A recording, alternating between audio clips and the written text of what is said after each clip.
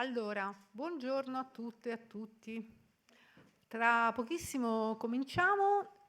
Prima un paio di comunicazioni tecniche.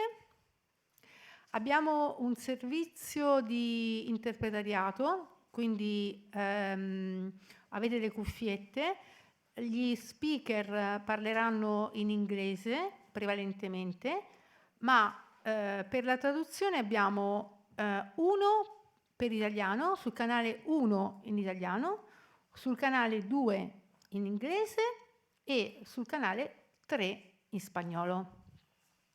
So I say it in English. We are going to start in a few minutes. The speakers will mainly speak in English, but we do have a translation system. You can get your headphones at the entrance, and you should select one for Italian, channel 1 for Italian, channel 2 for English, and channel 3 for Spanish. E un'altra piccola comunicazione di servizio, questo nostro incontro di oggi è trasmesso online e registrato, quindi vi chiederemo la cortesia di firmare l'autorizzazione. Trovate il foglio all'ingresso vicino al libro delle firme. Now I don't need to say it in English, no? Because the translation system worked. Okay, good. Prego, grazie.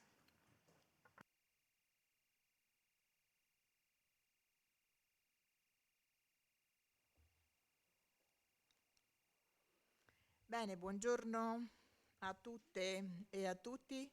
Noi vi ringraziamo come Will per essere venuti così anche numerosi. Noi ci scusiamo tra virgolette perché nell'ospitare questa importante iniziativa, purtroppo questa iniziativa coincide con una nostra importante iniziativa che si sta tenendo a Bari, dove tutto il gruppo dirigente, quindi anche tutti i nostri colleghi funzionari, sono in viaggio per raggiungere Bari. Qualcuno è rimasto qui a Roma e quindi è qui con noi. Molti si collegheranno, sarà più facile per loro collegarsi e quindi insomma noi ringraziamo tutti, ovviamente tutti quelli che sono qui oggi e quelli che sono in collegamento. In particolare un grande grazie va alla Fondazione Brodolini, e nella persona qui di Barbara De Micheli, che è capofila, è sempre stata capofila del progetto Don't Give Up. Nella giornata di oggi, Don't Give Up Never. Progetto che, come sappiamo, è cofinanziato dalla Direzione Generale Occupazione, Affari Sociali e Inclusioni della Commissione Europea. Ancora un grazie al responsabile del progetto, il nostro, dico nostro perché insomma il professor Michele Faglioli dell'Università Cattolica del Sacro Cuore di Milano. Dico nostro perché il professor Faglioli non solo ha dall'inizio insomma seguito, coordinato questa importante iniziativa a cui abbiamo lavorato un po', vedo un po' in tanti insomma in questi anni, ma lui insomma essendo un giuslavorista è sempre accanto a noi nel tentativo di darci una mano nel risolvere tutte le questioni che purtroppo nella nostra vita di sindacalisti ci affrontiamo. Grazie, è qui dietro, non so se lo nascondo io, al dottor Romolo De Camillis, che è direttore generale del Ministero del Lavoro, che ci farà l'onore di chiudere i lavori del nostro progetto, della giornata di oggi. Un grazie in particolare nostro perché finalmente anche nella nostra sede noi incontriamo il dottor De Camillis nella sua sede spesso, quindi al Ministero del Lavoro, oppure in altri consessi diciamo pubblici di confronto. Oggi è qui e noi siamo anche come Will particolarmente contenti. Un grazie per essere qui con noi e noi ci auguriamo magari abbia così ad un certo punto voglia di darci anche un contributo il professor Marco Esposito, anche lui docente dell'Università di Napoli Partenope. E quindi diciamo con i ringraziamenti chiudo qui, ringraziando tutti coloro che negli anni, per questo è un progetto che viene da lontano, ha affrontato tutti i 4 aspetti che poi vedremo relativi alle piattaforme digitali, ma in tanti di noi nel sindacato europeo, nel sindacato italiano, hanno negli anni contribuito, no, al buon esito di questo lavoro. La nostra organizzazione da molti anni partecipa in Italia, in Europa, a progetti che cercano di comprendere, di approfondire, oltre che di indagare, il fenomeno dell'economia delle piattaforme. Ed è per noi importantissimo accrescere le nostre competenze, perché questo è un mondo molto, come dire, complicato, di difficile lettura ancora oggi, e lo stiamo studiando ormai da molto tempo, e stiamo, come dire, cercando di metterci in relazione con le lavoratrici e i lavoratori di questi settori nei vari campi, però ancora oggi è un mondo un po', come dire, affidato a se stesso, e che ha invece bisogno di una grande cura, tra virgolette, per tutelare e difendere i diritti di queste lavoratrici e di questi lavoratori. E quindi è importante, dicevo, accrescere le nostre competenze, e soprattutto in tema di diritti e di tutele, dicevo, di relazioni sindacali e di organizzazione del lavoro. Noi ci chiamiamo il sindacato del terzo millennio, e quindi siamo, come dire, obbligati, non possiamo sfuggire a tutto ciò che riguarda l'innovazione ed il futuro. E quindi anche quest'anno siamo qui, dicevo prima, dentro il progetto Don't Gig Up, perché crediamo sia importante alimentare un dibattito pubblico, un dibattito aperto, oltre che politico-sindacale, sul ruolo che le piattaforme digitali stanno assumendo nella nostra vita. Questo modello di business, oggetto appunto del nostro progetto, sta cambiando velocemente, ha già cambiato velocemente il nostro modo di produrre, di consumare, di lavorare, e con conseguenze non sempre positive sulle persone, privilegiando molto di più la persona nella veste di consumatore rispetto a quella di lavoratore. Su questo si potrebbe aprire come dire, un ragionamento a parte, perché è un fenomeno che non nasce da oggi. In questi anni, in questi ultimi anni, dal 2008 in poi soprattutto, quando il liberismo ha assunto, come dire, è diventata la filosofia dominante, e quando il principio del libero mercato come unico regolatore del mondo dell'economia ha diventato, come dire, il centro entro il quale far girare economia, produzione e lavoro, quando l'occupazione, il lavoro delle persone è diventata sempre più, è stata ritenuta sempre più una funzione del circuito produttivo, e non, come dire, una funzione centrale del circuito produttivo stesso, quando il profitto, perché è diventato un mondo che ha deciso di investire sulla finanza piuttosto che sull'economia reale, quando il profitto è diventato l'unico vero elemento su cui centrare la nostra attenzione, ebbene il profitto, la produzione di beni, il consumo, e sempre meno valore ha assunto in questo contesto la persona, la lavoratrice, il lavoratore. C'è stato, come dire, da tempo ormai, soprattutto con il Covid, insomma, abbiamo cercato, soprattutto come parti sociali, come sindacato in Europa, e congiuntamente, anzi con un lavoro proficuo che abbiamo fatto con il sindacato europeo, con il sindacato italiano, abbiamo cercato di invertire, diciamo, questi principi ispiratori di uno sviluppo sbagliato che ha prodotto precarietà e disuguaglianze, per tornare ad incentrare la nostra attenzione sulla persona, a maggior ragione su queste lavoratrici e su questi lavoratori. Noi non siamo mai stati contrari, e mai lo saremo, all'innovazione e alla digitalizzazione dell'economia, ma i costi della transizione, quella tecnologica, così come di quella ambientale, tanto ne abbiamo parlato, non possono essere sostenuti solo dalla parte più debole. Per questa ragione noi crediamo che il sindacato sia un attore fondamentale, insomma, per controbilanciare l'enorme potere contrattuale che le cosiddette imprese piattaforme esercitano, non solo a danno delle lavoratrici e dei lavoratori, ma anche a discapito di quelle imprese tradizionali, tra virgolette, che rispettano i contratti, i diritti e le normative, in particolare in tema di salute e di sicurezza nei luoghi di lavoro. Quindi si aggiunge un altro elemento, che la concorrenza non può basarsi sulla riduzione del costo di lavoro e delle tutele, ma deve fondarsi effettivamente, veramente, sull'innovazione dei processi produttivi, oltre che dei prodotti e dei servizi erogati. Solo così, attraverso quella che noi chiamiamo la buona occupazione, quella che rispetta le leggi, quella che rispetta i contratti, quella che rispetta le donne e gli uomini che lavorano.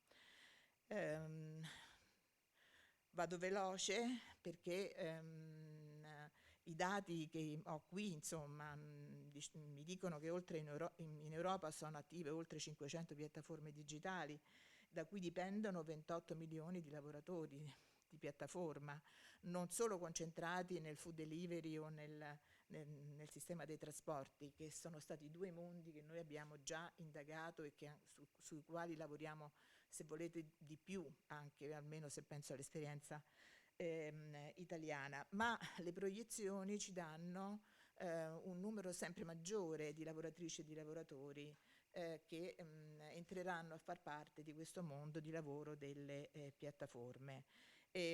Quindi questa sorprendente crescita, o forse sorprendente per noi che siamo un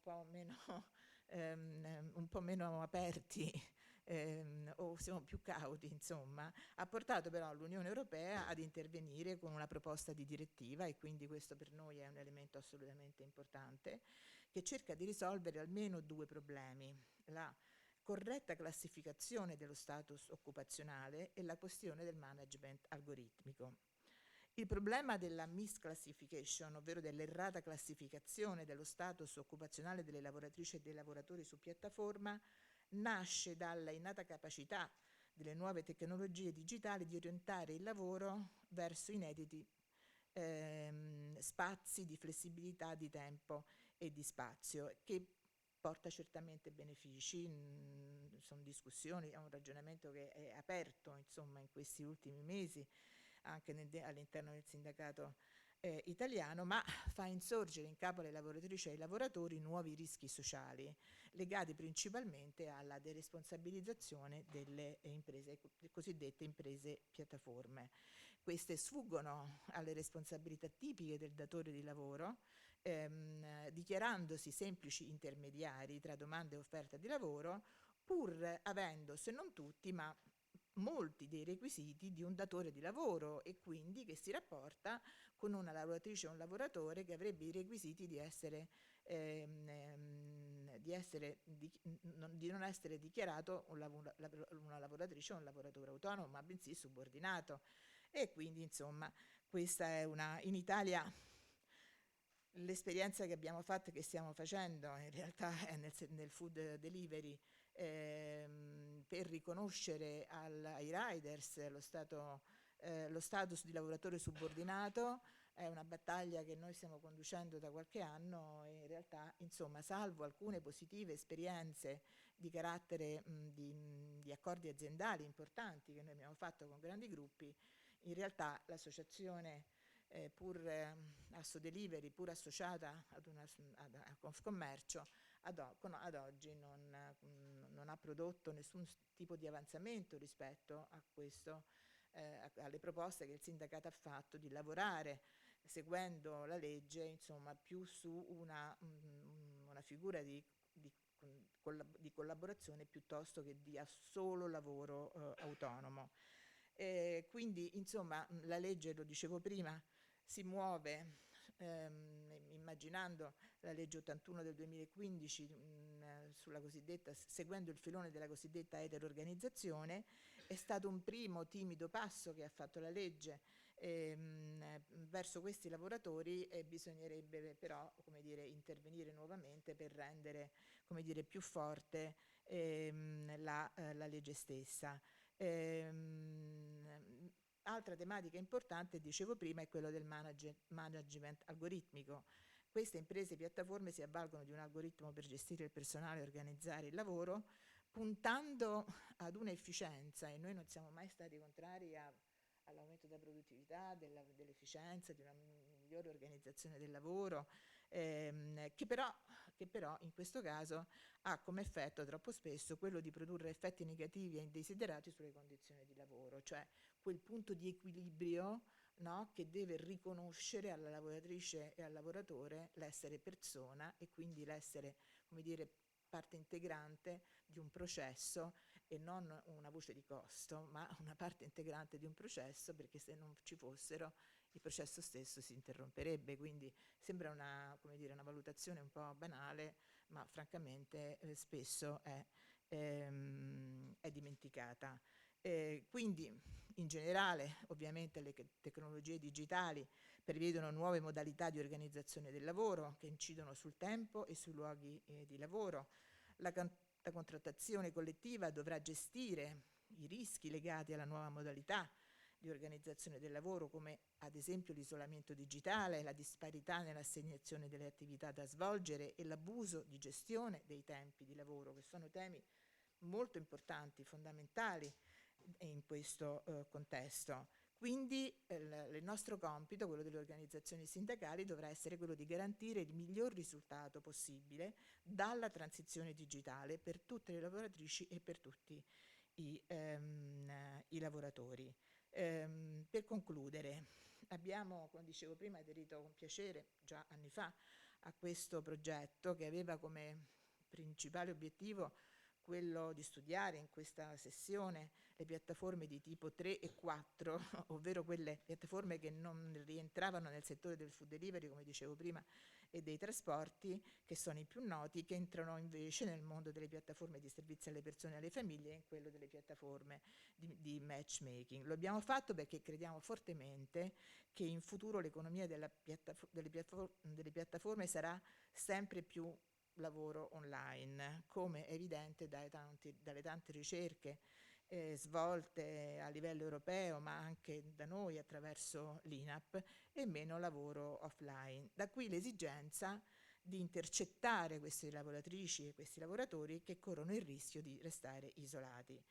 L'obiettivo futuro, quindi, delle organizzazioni sindacali dovrà essere quello di costruire un nuovo modello di relazioni sindacali in grado di integrare all'interno del proprio sistema contrattuale anche questa tipologia di imprese che quasi sempre non hanno una organizzazione datoriale di riferimento con cui poter, per esempio, firmare un contratto collettivo. Dobbiamo fare un ragionamento importante e riprendendo in mano la legge di cui vi parlavo prima, nella distinzione tra lavoro autonomo e lavoro subordinato, perché noi crediamo sia arrivato il momento di cominciare avevamo iniziato, poi andiamo avanti molto lentamente, ma dobbiamo immaginare di dover poter dare tutele e diritti sicuramente a tutto il lavoro subordinato, continuando nel nostro lavoro, ma di assumere anche alcune lavoratrici e lavoratori che rimangono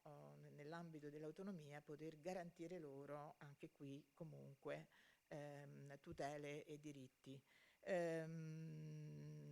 Noi ci auguriamo che la direttiva possa darci una mano in questo senso e ci auguriamo di poter poi anche lavorare con il governo italiano per, non so professor Vaioli, ci lavoreremo in Italia con le nostre consorelle per vedere come la legge che ha governato fino adesso possa essere da questo punto di vista migliorata e quindi offrire maggiori garanzie a queste lavoratrici e a questi lavoratori. Io forse sono stata anche troppo lunga e mi scuso con voi e vi auguro a tutti noi buon lavoro e do la parola a Barbara De Micheli della Fondazione Brevolini.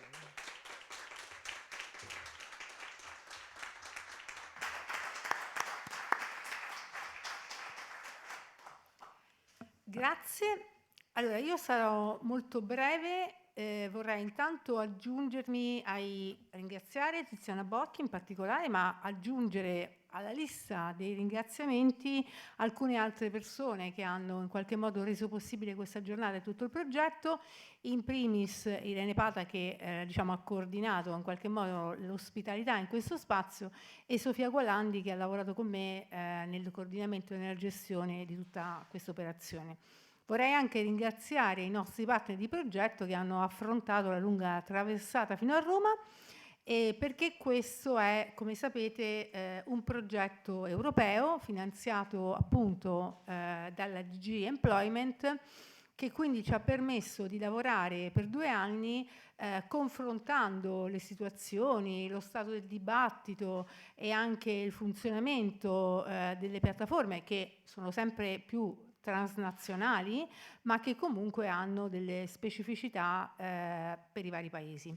I paesi che sono coinvolti in questo progetto e di cui avremo una rappresentazione nella seconda parte della giornata sono l'Estonia, la Francia, la Germania, la Polonia, la Spagna, la Svezia e ovviamente l'Italia. Noi oggi abbiamo un'agenda abbastanza ricca.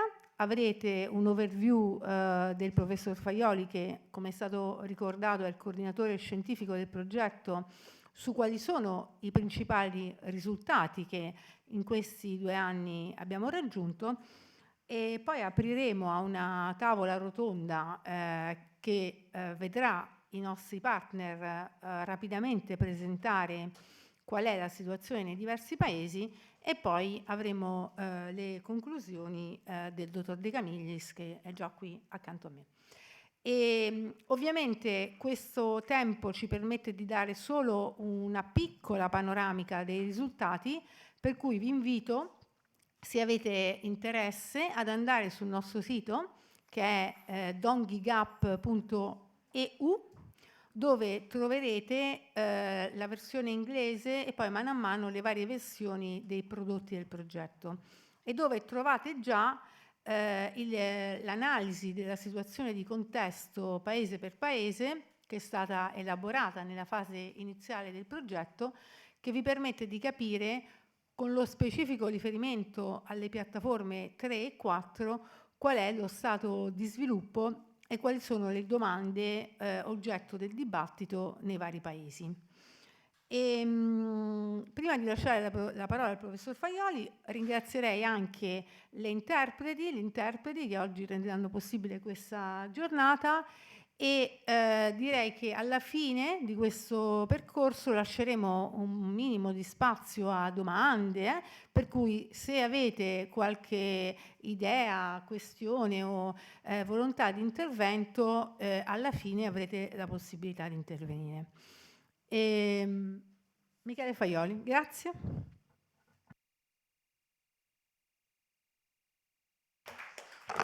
Grazie Barbara. Well, I'm going to switch in English.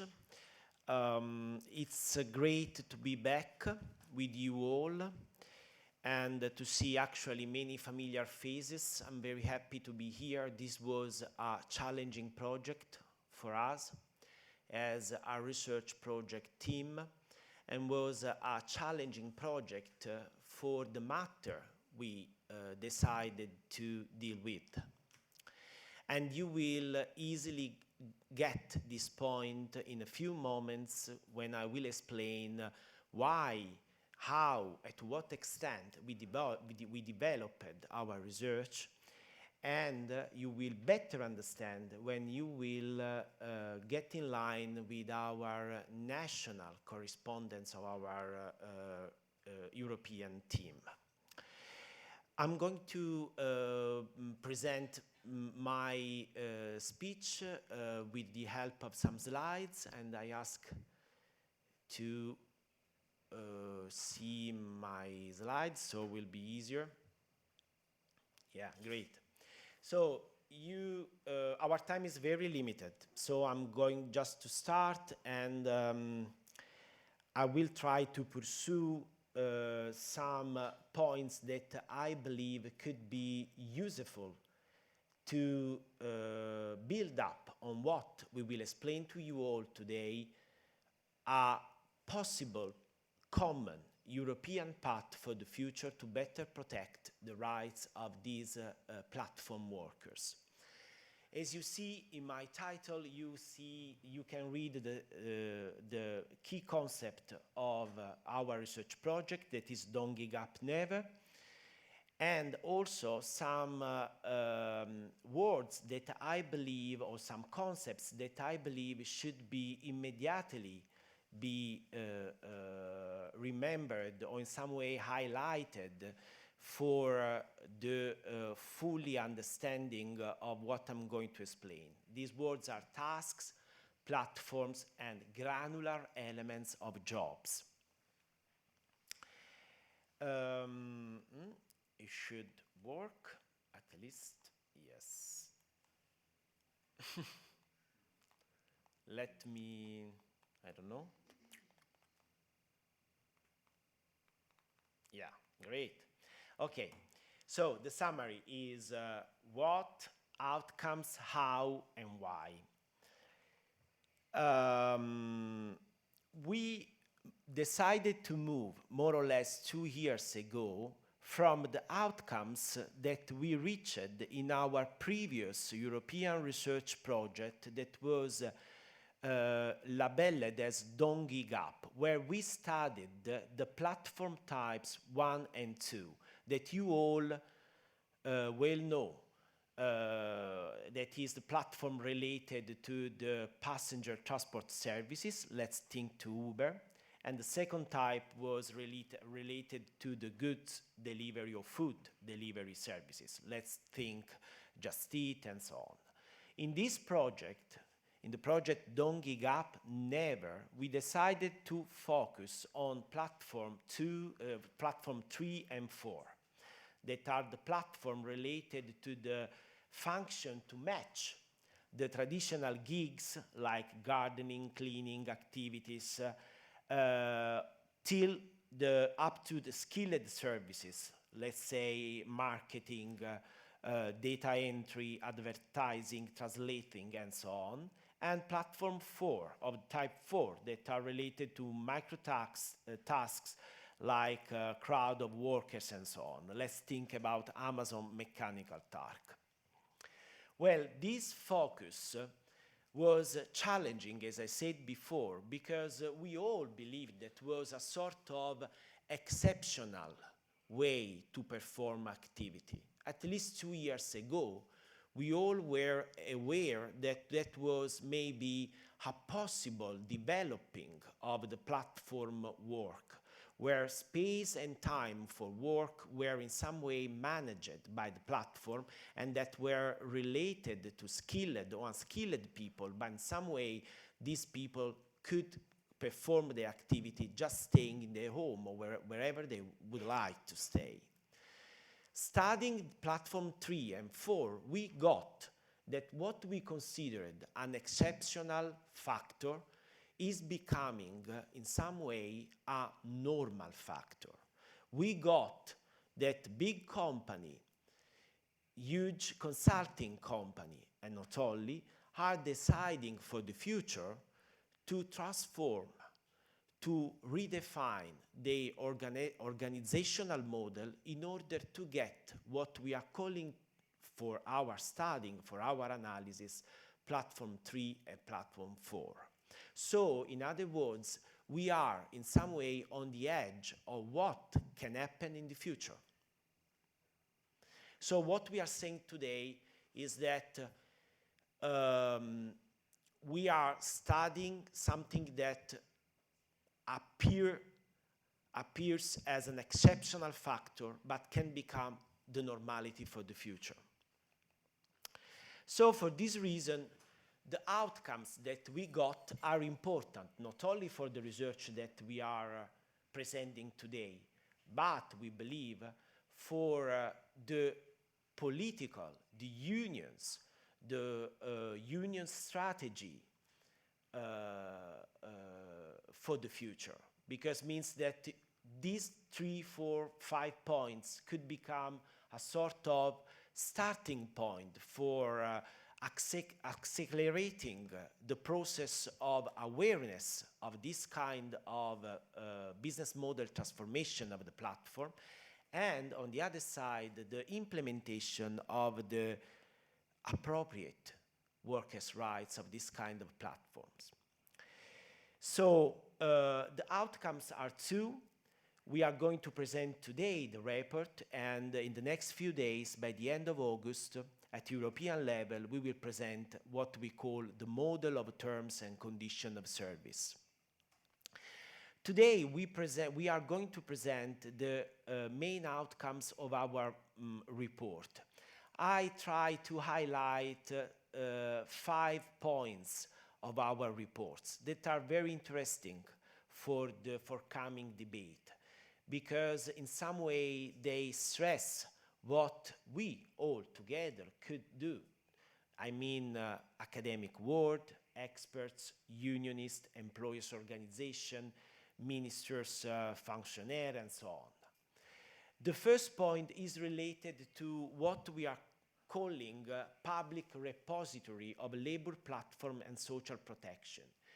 We are stressing that in order to regulate this phenomenon, we need to list, to understand, to let transparency can come out from public repository on what we are calling platform 3 and 4, because this kind of platform are much more similar to agency dealing with matchmaking of workers in the labor market.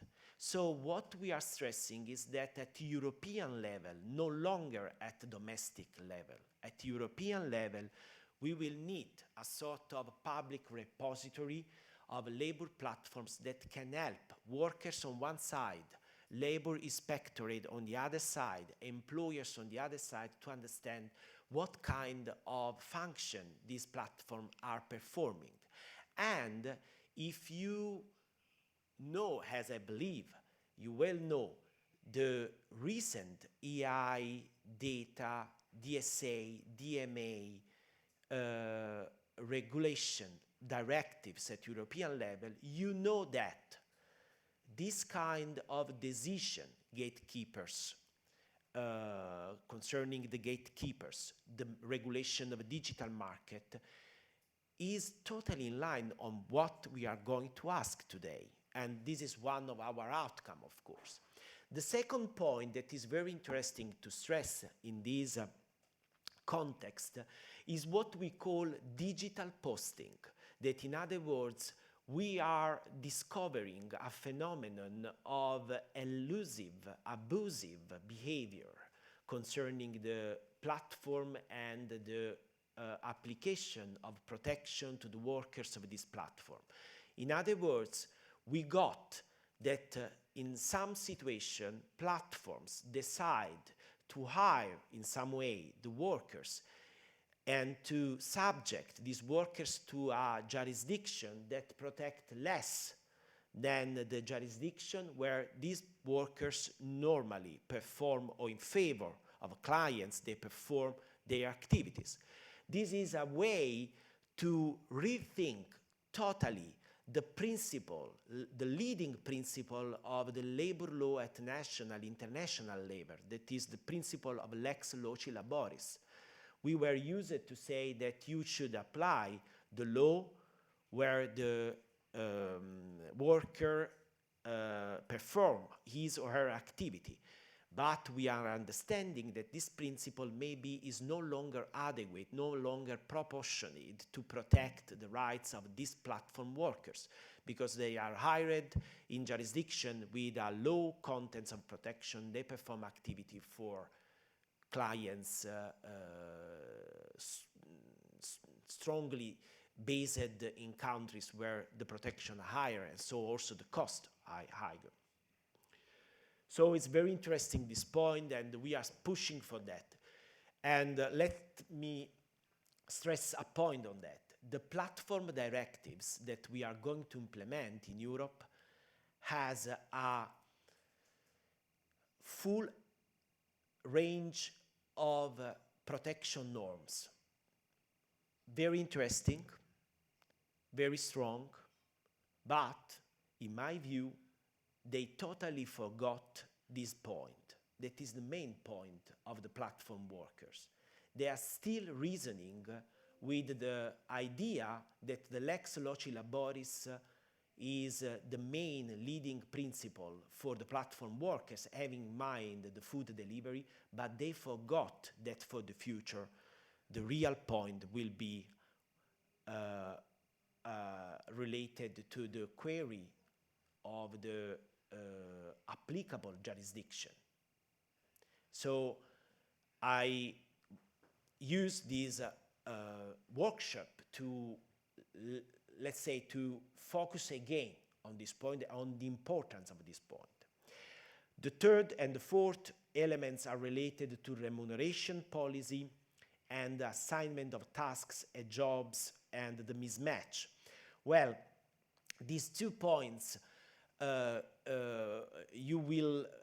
these 2 points will be in some way analyzed by means of the intervention of my colleagues coming from all around Europe, in particular on the remuneration, in particular on the legal status of workers. We will have some insight concerning the domestic points.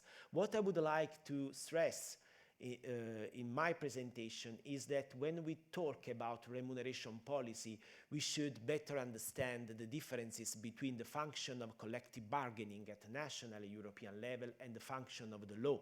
Let's think about the statutory minimum wage. Concerning the assignment of tasks and jobs, we should open our eyes on the function that AI can perform in this kind of platform, and the capacity to discriminate, to exercise power, and also to link liability of the possible employer to the protection of the workers. The last point is the point to is something that I'm studying, is our object of my studying as of 4 years. That is what I call digital production units. We all in our domestic jurisdiction have the definition on what is a production unit, around which we build up the union's rights, the workers' rights, and so on. Let's think the transfer of business, this collective dismissal, and so on. What I'm stressing as of the 2018-19 is that we should reshape the definition of production units in order to link platform and the digital tools to the production units. In the Italian case, this means that we should reshape the norm of the Article 35 of our workers' statute that is still linked to the idea that a production unit is made of wars and not digital wars, while we should reshape it and enlarge the rights concerning this unit. Let's go on, and this will be the easier part. How we did that?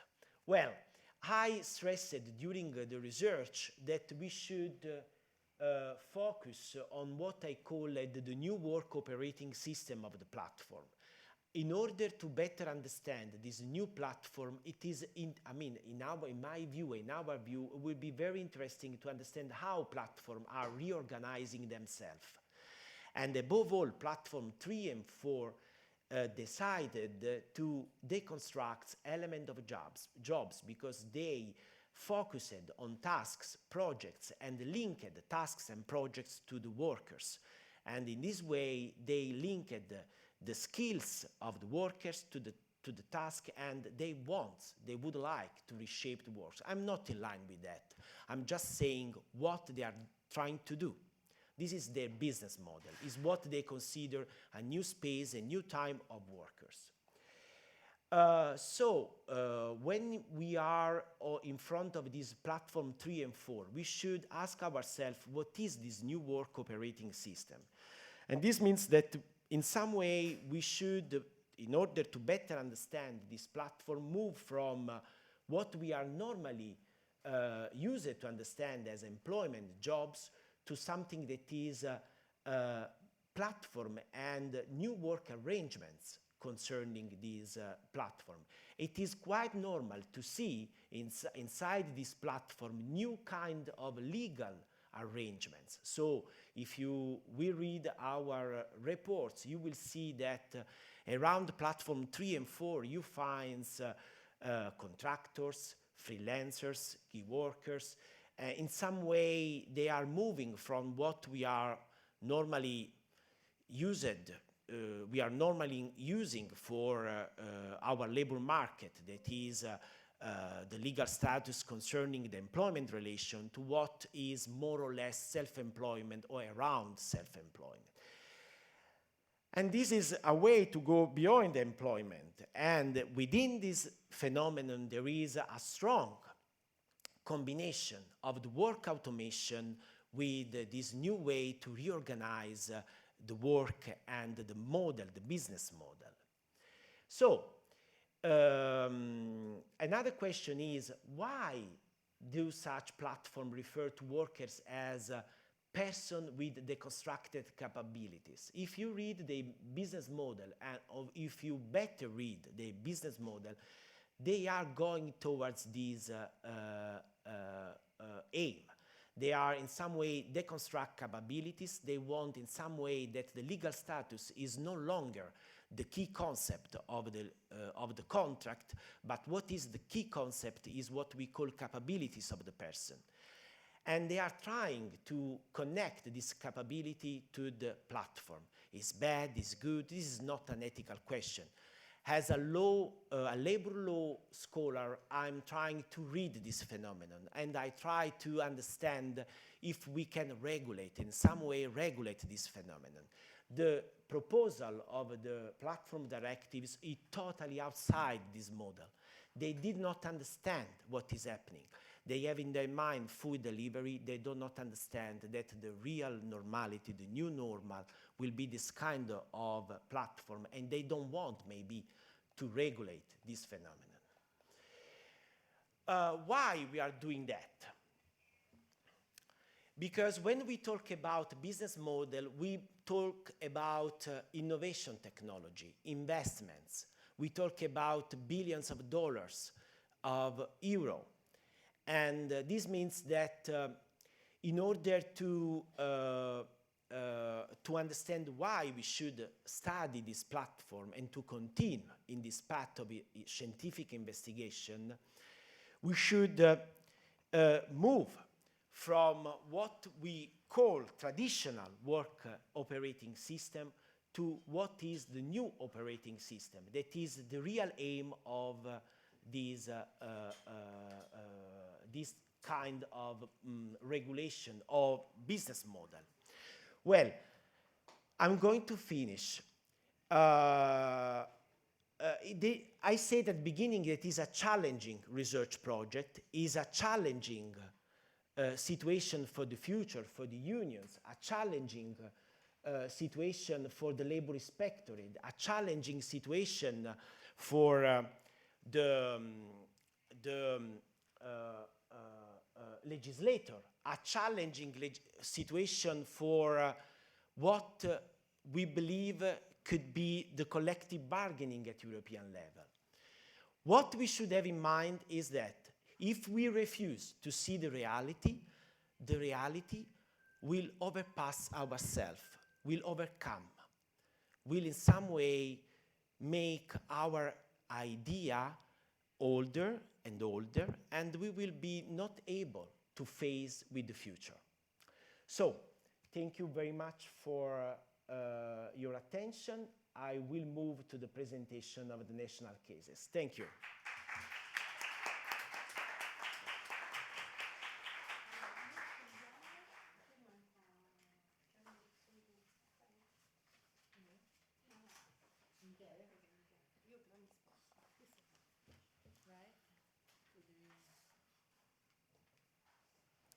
Le slide possono essere tolte, grazie.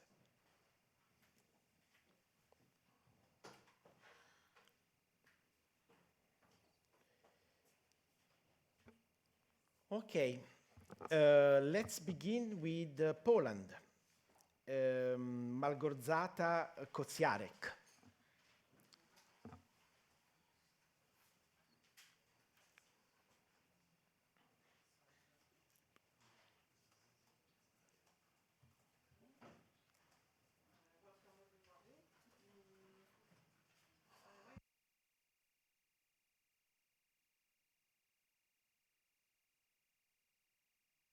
Il microfono, sì.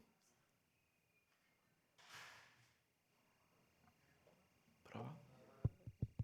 Okay. Okay. So, welcome everybody. My name is Małgorzata Koziarek. I'm representing the Institute of Public Affairs, which is a Polish independent think tank. I would like to turn your attention to several features of platform business models, which we found among platforms of the type 3 and 4, which are interesting from the point of view of the relationship between the platform, its workers, and the clients which use the services offered. And for instance, there is a platform which is called Reach a Blogger, which matches influencers publishing certain content in the public space with advertisers who would like to use this space for the marketing content. And the business model consists in, the platform earns the money mainly from a commission, which is defined as a percentage on the remuneration of influencers, which means that it's in the interest of the platform that the influencers earn more.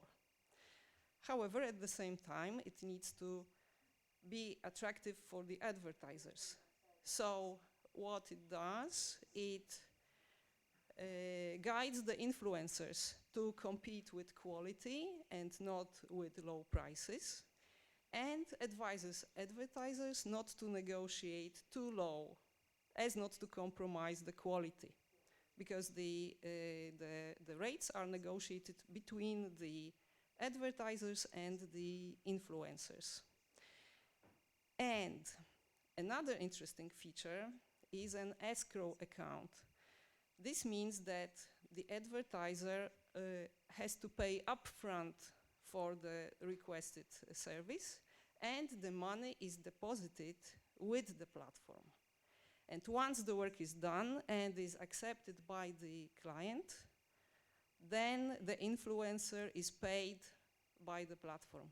And it's a safeguard for the influencers, because on the market it happens that freelancers which operate in the creative branch sometimes do not get money for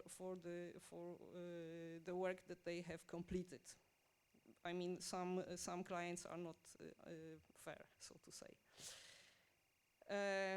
The challenge or the consequence of this feature is that the platform needs to be involved in case of disputes between the influencers and advertisers, because it's the decision of the platform to transfer the money based on the approval by the client, and if the client doesn't approve, then there may be a problem. And since everything is, since the platform offers online, services which are delivered online using digital means, it's relatively easy to check the quality of the content delivered and so on.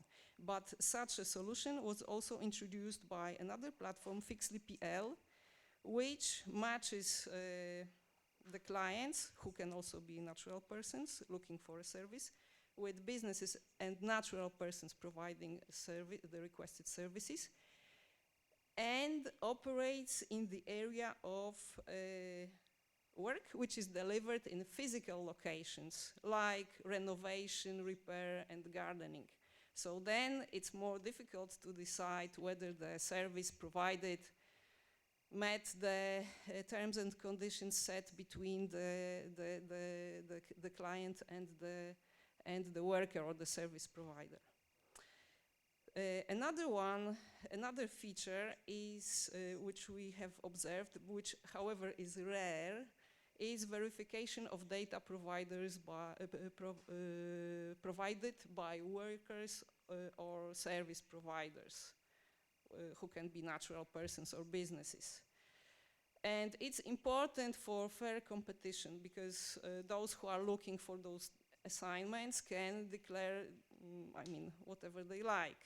And if we are talking about skilled tasks, and the platforms of type 3 and 4 often deal with skilled tasks, it's important to assure the quality and to avoid fraudulent practices, but the key point is the fair competition between those who provide perform the work. Another one is capacity building. For instance, platforms like WhitePress, which is similar to Reach a Blogger, but it also is used by journalists, provides access to free webinars, or there is guidance published online. Some platforms also provide training opportunities, but as a rule, it's if the workers are natural persons, like in crowdwork platforms, which for instance offer very small tasks like shop audits, then such a training is free of charge, because it assures quality for the big client that uses the results of this work. While if the people are self-employed, like journalists or freelancers, usually platforms offer paid training services. Then we think that platforms have a standard setting potential. For instance, a platform which is similar to Fixly PL, that is intermediating for services related to renovation, repair, and so on. They have a tool for price estimation, so the clients know what kind of rates are feasible. And also, we think that platforms could promote some good terms and conditions of the relationship between the workers and the clients, even if they are not a party to, there is no trilateral relationship. Then finally, there is a temporary agency model has been used for the only crowd work-based platform of Polish origin, which is much better than undeclared work, and the latter is quite likely for such very small tasks, which are like, I don't know, the value of which are like a few euros only, and are not likely to be alternative to regular employment. And the challenge for the platform in this case is the administrative burden, which is disproportionate, taking into account the type of tasks involved. And concerning the protection of workers... Less than 1 minute. Okay, Yeah, so the challenge, let's say global challenge, is the protection of workers, in the sense that the most popular employment forms are self-employment, that is the status of an entrepreneur, or civil code-based contracts, which are used for occasional work and have involve limited or no protection for workers, but are abused to reduce labor cost, and not only in the platform environment, but in general. And of course, there is also some proportion of undeclared work. Thank you very much, Margosata. Yeah, we Okay. have, yeah, unfortunately, we have 7, 8 minutes for each. Okay. Thank you. Now it's, yeah, please can take the floor, Luis Perez Capitan, Spain.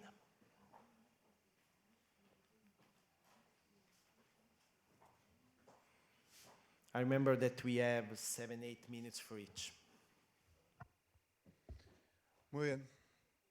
Buongiorno per tutti. Grazie Will, grazie Fondazione Franco Brodolini per l'invitazione. Hoy cerramos el proyecto GiveUp. Muchas gracias a Bárbara De Micheli, a Sofía Gualandi, a Michele Foglioli por el acompañamiento y el apoyo durante este proyecto y a todos los compañeros que han estado con nosotros. Bien, a través del proyecto GiveUp Never, que hoy cerramos, hemos analizado la situación de las plataformas digitales en España, de los números 3, de niveles 3 y 4. Bien, nosotros hemos seleccionado aquellas plataformas digitales que más se acomodaban a la actividad que efectúan en España. Básicamente 4. Lowpost, que se dedica a la creación de contenidos digitales con repercusión y posicionamiento SEO. Seniors, dedicada a la atención de mayores, fundamentalmente también de familias. Jeeply, que crea un verdadero marketplace de intermediación de talento digital para clientes. Y también hemos añadido Fiverr, que realmente lo que hace es una intermediación en la provisión de espectáculos, entretenimiento, organización de espectáculos, sectores de cine, etc. Como sabemos, las plataformas digitales en los documentos oficiales europeos han sido contempladas desde un punto de vista muy positivo, en cuanto como una especie de motor de la economía europea. En función de ello, hemos clasificado las plataformas realmente en 2 grupos. En primer lugar, aquellas como Lowpost y Jeeply, que sí que generan el acceso al talento a ciertos elementos importantes, como pueden ser la inteligencia artificial o los procesos de desarrollo de la digitalización. Y en segundo lugar, aquellas plataformas como Seniors o Fivers, que realmente lo que hacen es proveer de los mismos servicios que ya existían antes, pero mejorando el canal, únicamente modernizando el canal de acceso al cliente.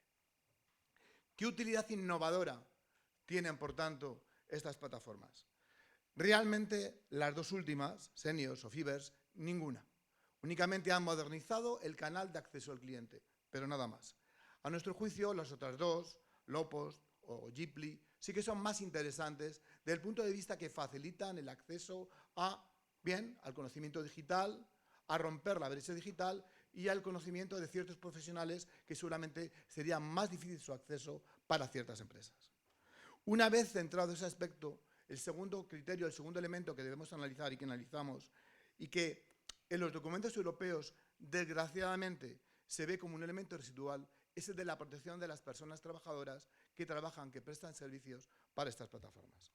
Y en ese sentido, entendemos que en los niveles de en estas plataformas la situación real es de absoluta desprotección. ¿Por qué? Porque entendemos que el derecho del trabajo es el marco adecuado para situar los derechos y obligaciones de los prestatarios de los servicios y de los receptores de los mismos. Y ese es el nudo real del conflicto. Al igual que ocurría en las plataformas digitales de entrega, igual de mercancías, se caracterizan estas plataformas por la huida del derecho del trabajo, por los costes, los mayores costes salariales en materia de social y también por la mayor rigidez que existe en cuanto a temas de jornada de trabajo, descanso, en la prestación de servicios por parte de los trabajadores por cuenta ajena.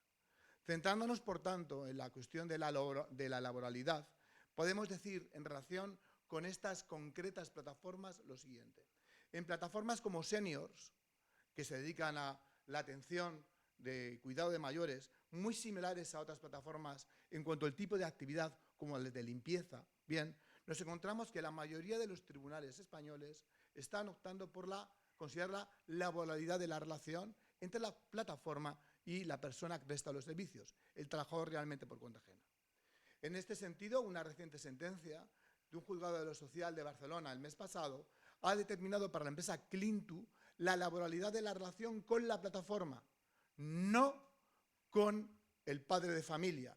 En ese sentido, en España es interesante, en tanto en cuanto existe una relación laboral especial entre las padres de familia y los empleados y empleadas, y una relación distinta también de seguridad social, mucho más barata, con condiciones de servicio también mucho más flexibles. Por lo tanto, para el trabajador, la consideración de una relación laboral ordinaria es muy importante en términos de protección. Más confusa es la solución en relación con las otras plataformas. Por ejemplo, plataformas como Lowpost y Jeeply han construido realmente una estructura jurídica y real, formal, interesante, a través de la cual lo que han articulado es su papel como mero intermediario, como mero mediador, para determinar si estamos ante una relación laboral o no. Por lo tanto, habrá que acudir a indicios. La teoría de los indicios que se utiliza tanto en derecho español como en derecho continental. ¿Cuál es la relación del trabajador con el cliente? O si es inexistente. ¿Cómo se determinan o se fijan los precios?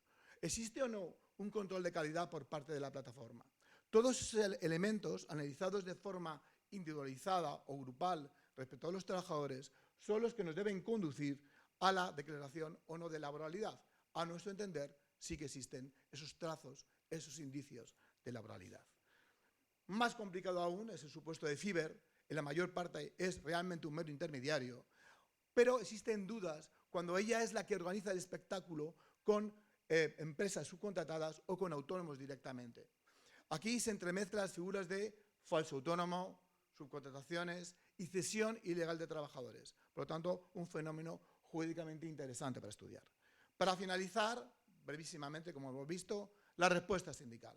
¿Cuál es la respuesta sindical ante este tipo de situaciones? Por parte de UGT se ha acudido a las autoridades administrativas y judiciales en defensa de aquellos supuestos de depauperación de las condiciones de vida y trabajo de las personas trabajadoras. Se han puesto hasta ahora, recientemente, en este año, 15 denuncias, 10 a empresas de atención a mayores y 5 en el sector de limpieza, que son fundamentalmente aquellos en los cuales encontramos que las personas trabajadoras se encuentran más indefensas y la afección es mayor. Muchísimas gracias, esperemos que el proyecto continúe y que tengamos ocasión de volver a vernos en sesiones similares. Thank you very much. Now we have France Odile Chagny. So thank you very much, Michele, and hello everybody. Yes. So I will make some broad comments on the French situation, not focusing on specific platforms we studied. So, and I will make these broad comments concerning 3 points. So the business models, focusing on, also I would say, the global strategy of business-to-business intermediaries in the French context. Then the issue of protection of workers, and of course the role of social partners. So I think there are 3 really important points to focus on when considering the situation of platform 3 and 4 type, as we call that in the projects. And I would translate it in the French context, I would say business-to-business intermediaries, which are indeed the wave which is coming, and that was really a good intuition we had in the project to focus on these new intermediaries. And this is exactly what we are seeing in the French context, and we are focusing on this new emergence of new intermediaries since several years. So there are 3 points which we observe in the French context, which I think are interesting to highlight. The first is that, so if you look at what is happening in France, every day you hear about the emergence of open talent needs. And this is a sort of alignment of planets, as if the planets were aligned. So this is, to me, the main innovative fact, that all planets are aligned to enable these new intermediaries to develop. The planets meaning the needs of the customers, the technological issue, and then the aspirations of workers and freelancers to emancipate in some situations from normal enterprises. So these planets favor the development of these new intermediaries. What we see in the French context is that there is a professionalization of these intermediaries. So it's normal the situation where we have digital native platforms. We have new actors which are organizing themselves in a professionalization way. So they are indeed creating a new type of intermediaries between the customer and between the workers. But this is not only the idea of having a platform, this is an idea of structuring an architecture of services for the customer, and perhaps also for the worker. And this is the issue regarding the protection. So this is also going on with a sort of hybridization of these actors, because we have no more the situation where we have digital native platforms, as for example the historical Amazon Mechanical Turk for Microworks.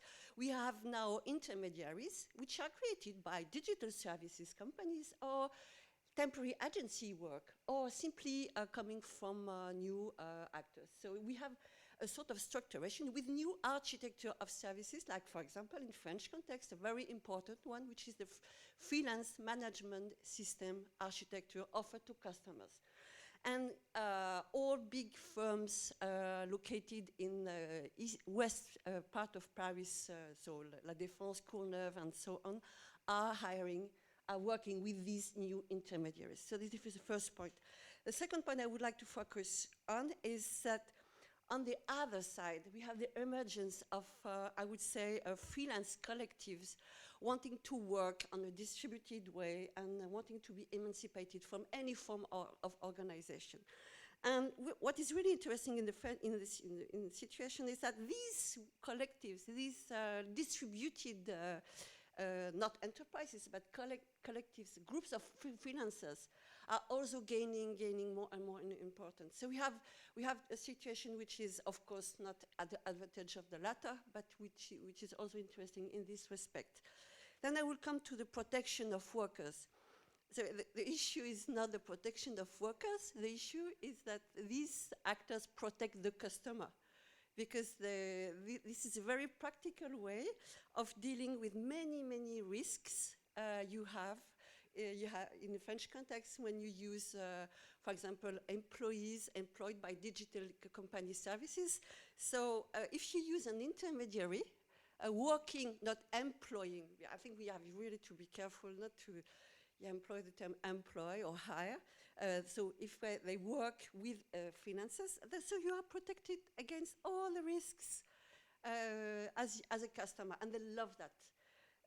But what is also interesting is that there is a sort of, I would say, self-structured protection of the workers by themselves. So what we see also in the French context is that workers organize themselves on forums and everywhere. So there is a sort of distribution of work organization between the workers themselves to organize the protection. And hopefully, actors of temporary agency work are also very vehement in defending the role of these new actors from a competition point of view. So hopefully we have the representatives of sectors defending the point of their own business from a competition point of view. I think also it's an important thing in the French context to see that it's not a labor law issue, but it's a competition law issue. Then I'll finish by the role of social partners. So we have the chance in France to have, I don't know if it's a chance, but at least it's a situation. For the platform 1 and 2 type, the organization of social dialogue, and we had elections and we have collective agreements. So the main point I would like to say, which is interesting concerning the platform 3 and 4 type, is that it has indeed consequences on the trade unions to think about the way to organize freelancers. So in the French context, as in many other countries, the statuses of trade unions do not allow always to be able to organize independent workers. The FDT made that for a long time ago, but trade unions think about changing their status to be able to organize freelancers. And what is also really interesting, and I will finish by that, is that we are seeing new trade unions emerging and organizing freelancers in the French context. So this is also an issue, and I'm finished by that, of seeing how we will see the landscape and the evolving and the capability of so historical trade unions to tackle the issue and to be able to answer to the needs of the workers, which are trying to organize by themselves. So this is also an issue in the French context. Thank you, Odile. Yeah, we have Estonia. Please can take the floor, Sabina Trackman.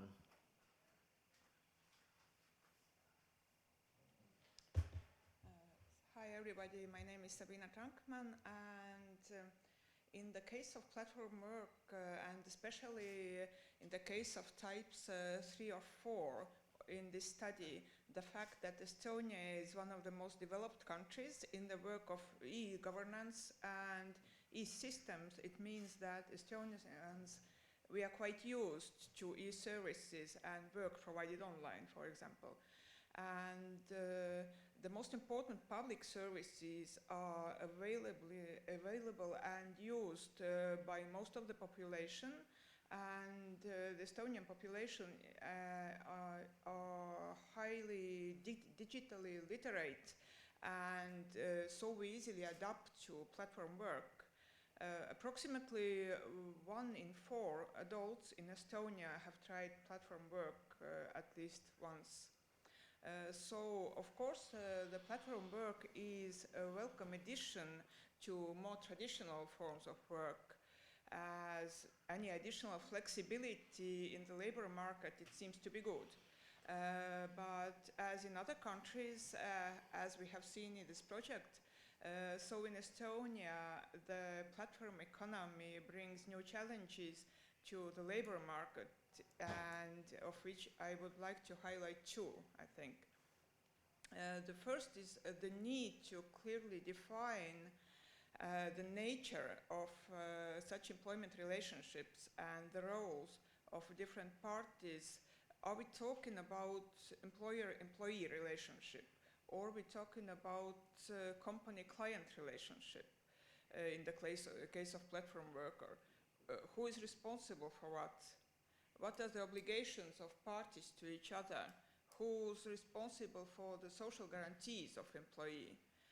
This is extremely important because only clear definitions and understandable division of roles and responsibilities will enable us to ensure that workers' rights are adequately protected.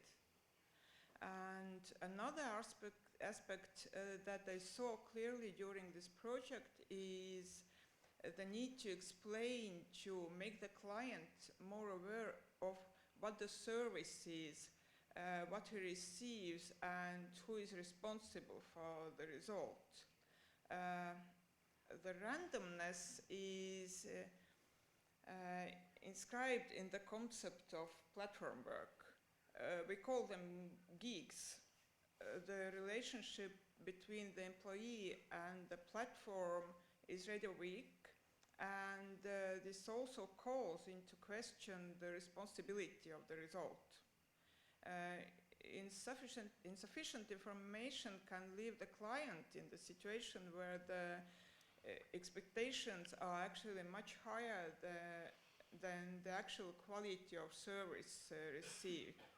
And one example of this is the platforms for the mediation of care workers and other similar employers, where the client has expectation that he will receive the service from professionally trained employee, but in reality this may not be the case.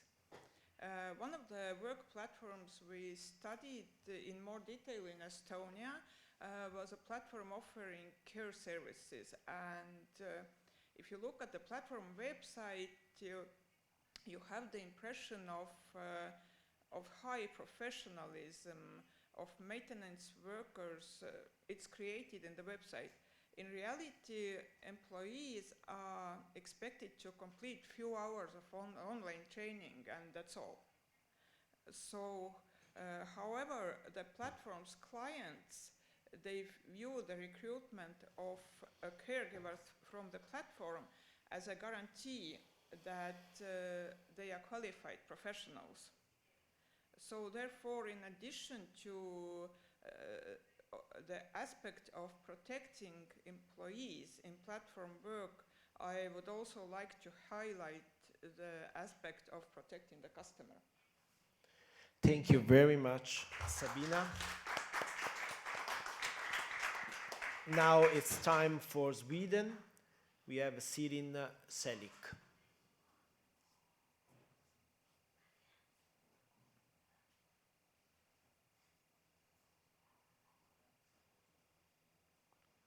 Hi, thank you for inviting me, and thank you all. My name is Sirin Selik, and I work as a researcher for the Swedish Transport Workers Union, and we organize approximately 55,000 members, blue-collar workers in the transport sector. We have 27 collective bargaining agreements, not 70. And just a short background about the Swedish model before I go on to challenges and opportunities in the platform sector. 9 out of 10 workers in Sweden are covered by a collective bargaining agreement. Almost 70% of the workers are organized in a trade union, and we do not strike that often. The strike weapon is sacred. We don't use it that often. Focus is on negotiations, and we negotiate together, the parties. We seldom go to court, and there are no minimum wages in Sweden. The minimum wages are set in the collective bargaining agreements. So before going on to discussing the challenges here, I just also want to mention that Type 4 companies does not exist in Sweden. With respect to this project, and I actually don't know why. It's difficult to say why.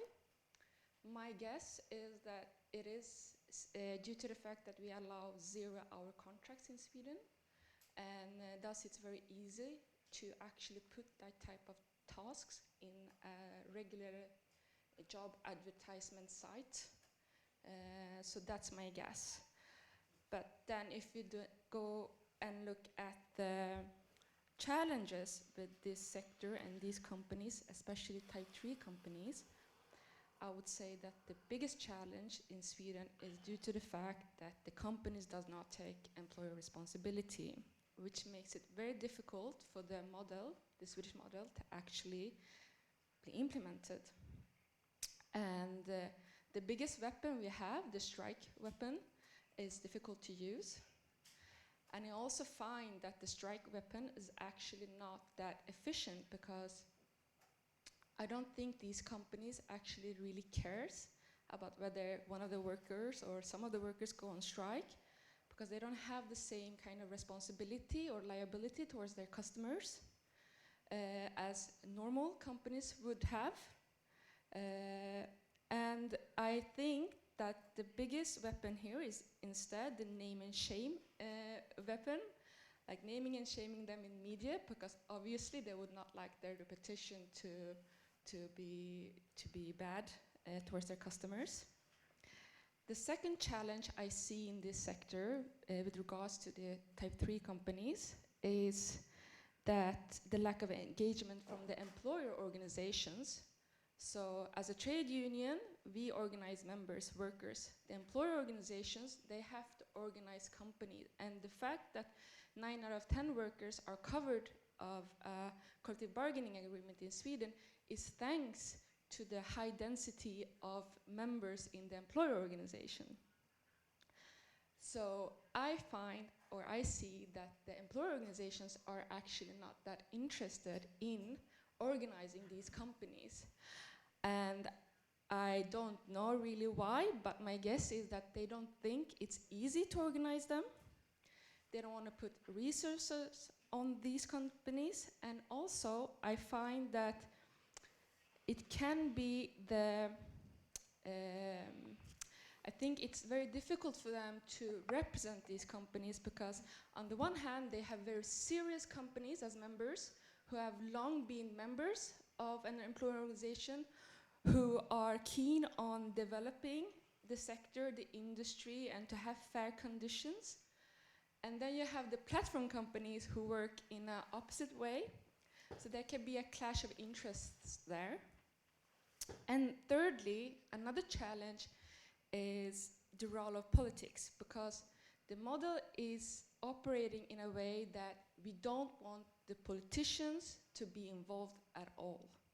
The parties are those who are responsible of setting minimum wages, for instance. But now, with the platform companies, as parties, especially as trade unions, we are somehow looking at the politicians, trying to make them maybe create a law or legislation or be involved somehow, and this is also a clash of interests, obviously. Then lastly, if we go to opportunities, I see that the name and shame method is actually working quite well in this sector. And I can see that because one example, which I also write in the report, the Swedish report, is that we saw that when our former Ministry of Employment, Eva Nordmark, went on national prime TV and started to discuss how one of the companies actually were not hiring their staff, that company did a sudden U-turn a couple of days later and decided to employ their staff. So it does work when the politicians actually go out there and name and shame some of the companies. And the last opportunity I want to raise in the Swedish aspect or the context, the Swedish context, is that I see that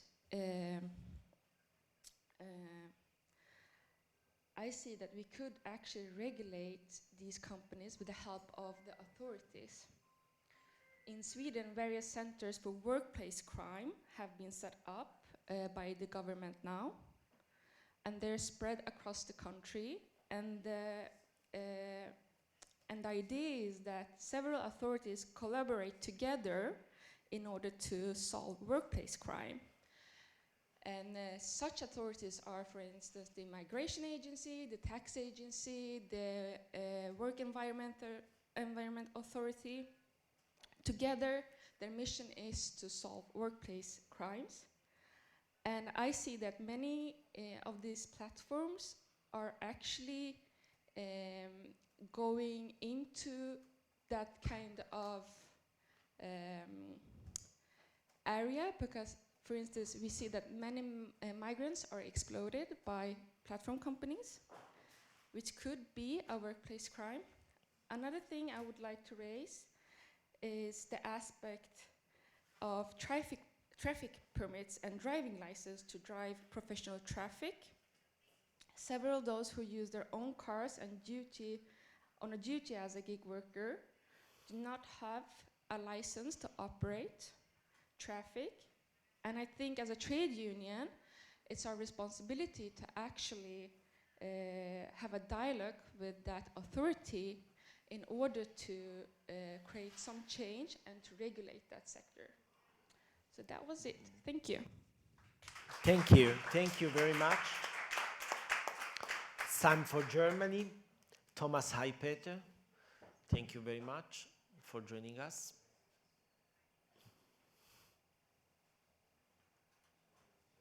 Yes, thank you very much, and buongiorno. And I would like to stress some opportunities and challenges of platform work on platforms type 3 and 4 in Germany. And the first challenge is data. We don't have reliable data on how many workers are working on these platforms. We have only survey data, and this is the results of the survey data is really diverse, which means it ranges from 1% of the workforce to 12% of the workforce, workers who have worked on a platform once or more. And we also do not know how these workers are distributed among the different platform types we have distinguished here in this project. So data is really a problem. What we can say is that about half of these workers who say they worked once for a platform do this in a more or less regular base. And what we can also say is that of these who do that on a regular base, about 80% or so do it to earn an additional income, and only about 20% do this to earn their main income. So the bulk of workers doing platform work in Germany is doing it to earn an additional income, which is an important thing. And that might explain another thing we can say is that the workers are usually rather satisfied with platform work. They show a high degree of satisfaction, and especially because it's easily to access, it's a flexible way to earn some additional income. And that's the main reason for their satisfaction. Another challenge beyond the data problem is that work on platforms 3 and 4 usually is solo self-employment, which means that these workers are not covered by the social security systems. They can do it on their own. They can register there on their own, but they have to pay the whole fee. And in other cases, the employer pays half of the fee, so they have to pay this half on their own. So it's rather expensive for them to be a member of a social, to be covered by the social security insurances. And another point here is that they can become union members, trade union members, of course, and use trade union services trade unions might offer for them, but they are not, trade unions are not allowed to agree on collective bargaining agreements for these types of workers. So this is a service trade unions cannot offer them by law. And the third problem I would like to mention is the low level of earnings. We had a closer look at some platforms in the course of this project. For instance, on a microtask platform, which is called ClickWorker. This is a platform for easy tasks, so to say, and they offer only low earnings. However, it's quite attractive for workers who just want an easy access to additional income to do some clicks and get some money for that. So that's the business model of this platform. We also had a look at a platform offering traditional gigs, on-location gigs, as we called it. The case of Helpling, which offer cleaning services, and here also the level of wages was below the national minimum wage.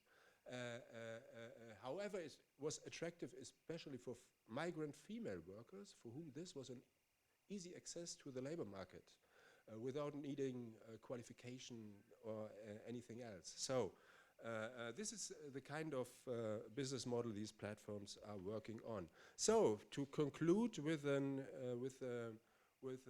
stressing some opportunities in terms of regulations, opportunities of regulation, I want to say. In Germany, some platforms have agreed on what they call a code of conduct of platforms, in which they said that remuneration should be fair and transparent, that the tasks should be described transparent, and that the conditions should be transparent, that they would act with the workers in terms of mutual respect and so on. So this is obviously to increase their reputation they have in the public opinion. But this was a kind of first approach of self-regulation. They also implemented an ombuds office, including members of employees and trade unions, in which individual grievances are dealt with. For instance, whatever that might be the case. Usually they deal with about 30 to 40 or so individual grievances per year. But anyway, it exists. The other point of regulation is, of course, politics. It was often mentioned here. And politics in Germany, you can say, are rather reluctant in coping with platform work. My interpretation is that especially because it is mainly a source of additional income, and so it's not really a hot issue of regulation. However, in 2020, the Federal Ministry of Labor has published a kind of policy paper which was called Fair Work in the Platform Economy, and it was on topics like including self-employed in the social security system, examine whether they could have an accident insurance coverage, how about collective organizing, and so on. A lot of points. However, the ministry said we want to try to include as many of these points as possible in the new EU directive. So, and whether this happened or not will be, we will know that after the directive has passed the parliament, which will take some time. However, there's a current discussion about how to integrate platform workers into the social security system, and we have got in Germany a kind of social security system light, the pension schemes for artists, which has lower contributions but also lower benefits, and the idea is to include the solo self-employed, including the platform workers, in these kind of pension schemes. So that's it from Germany, and thanks a lot for your attention. Thank you, Thomas. The last country is Italy. Sofia Gualandi. Apologies, Michele. I would need the...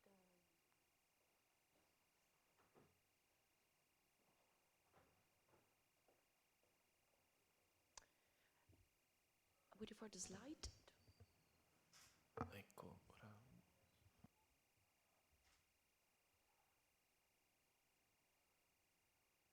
I would like to start with some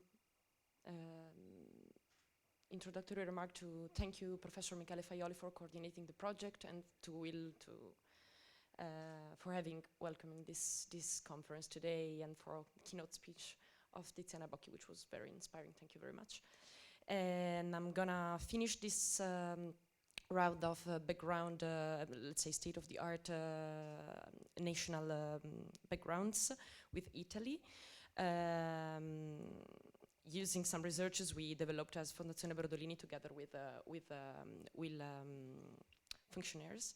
So I can start with the state of the art. As already stressed, the lack of data in this sector is quite shared among countries, and this happens as well in Italy, where we don't have a public repository of platforms for and 3 and 4, and the mapping exercise was quite hard, and we tried to fill this gap with this project. I'll come back to a few platforms we explored, but still work shall be done in this issue. But this issue, while INAP tried to develop and to produce data with regard to platform workers in Italy, which is quite huge number actually. So that's why this topic is so hot in Italy. But the legislator, as the Federal Secretary Bocchi has already highlighted, is quite focused on delivery riders, because they are, of course, people we see in our streets and who have been more mobilized and organized by trade unions. So that's why this political pressure was translated in a law, actually, with 2 articles. I highlighted the legislative details in the slide. The first one extending the, let's say, parasubordinazione, quasi-subordinate status, trying to make platform workers in general, make them available some guarantees of employees in Italy, while a specific article was developed for delivery riders, which were described as autonomous workers, and no extension of the employment relationship was foreseen for them. Then we have a lot of jurisprudence about this issue, and also a collective bargaining, especially the transport and logistic collective bargaining, detailing some minimum wages for riders which are actually employed by companies. Of course, this is not applied to delivery riders who are autonomous workers. And this is this picture, let's say, this portrait explain us that platforms type 3 and 4 are completely out of radar of legislator, and also trade unions struggle getting in touch and organizing, trying to regulate these workers because they are very fragmented and hard to organize and mobilize. And still, looking at business models and the impact on labor conditions, as we already stressed, actually, these platforms operates in an hyper outsourcing model, in which workers, capital, and training costs are completely outsourced. And let's say the business model is based on the assets of software and digital data analysis to intermediate workers. So as consequences of this picture, solo self-employment is basically the status employed, because most of these workers are freelancers. Then I'll come back to some exceptions, actually, of good platforms we analyzed. But this entails, generally speaking, lower labor and social security protection and lack of the enforcement of collective agreements, of course, because collective agreements applies to employees in Italy. And this entails also the struggle of trade unions to organize these workers, and also the interest, maybe the lower interest of trade union engages in this challenge. Due also to the fact that digital working environment and isolation entails lack of workers, solidarity, and also they don't know themselves and they don't conceive themselves as a group of workers. So they're very fragmented and isolated. But, and this is the big picture, let's say, but we tried in the project to look at interesting models of platforms for skill job type 3 platforms. We focused on White Libra, which is, let's say, more of a technological infrastructure offering what Professor Faioli was describing as the new work operating system. This is a platform that tries to, that fits into this description, actually, where tasks are intermediated online by this technological infrastructure, and where there are both actually employees and freelancers working on this platform. And it's interesting that a sectoral national collective agreement is applied, the collective agreement for commerce, Confcommercio, and there are 2 different company level collective agreement applying to these employees. Negotiated for white collars with Manager Italia, a trade union for white collars employees. But still, there are risks for. I mean, there's room for imagining this as an intermediation of labor, as the French colleague also was stressing, and because the temporary agency work legislation does not apply to this company. And there's another very nice platform, which is a cooperative, actually, Doc Servizi, intermediating and giving room for artists and technicians and musicians in the market, which tries actually to fight to undeclared work, because these artists are workers' members.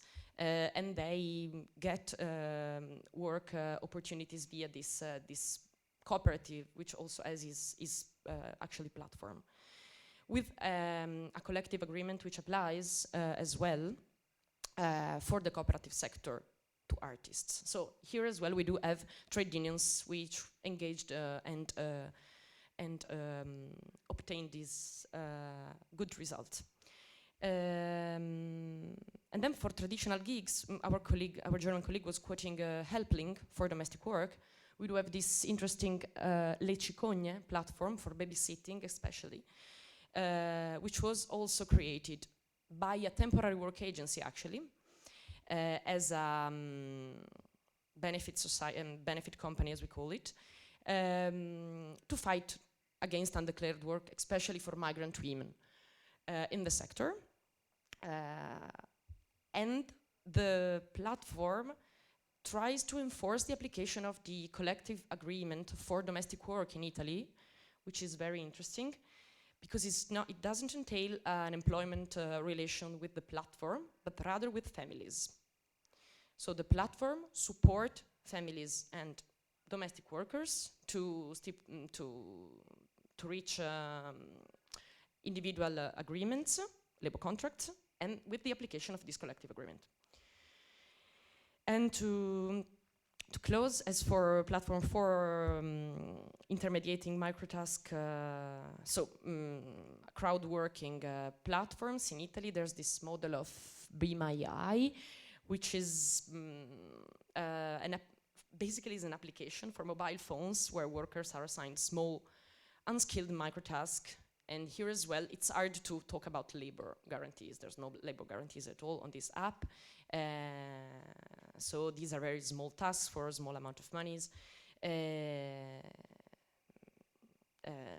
which can create some very interesting lines of research in terms of, is this labor intermediation? Is this, how can we define this and from a labor law point of view? And I'll just go to an end with the last slide. Trade unions and also the Italian legislator is waiting for the proposal for the EU directive to come to an end, to the EU level legislative process. We're still wondering if we will reach this end, because this is not done yet. But I think that this is increasing the attention of trade unions and legislator, which will then, if the law passed EU level, will deal with the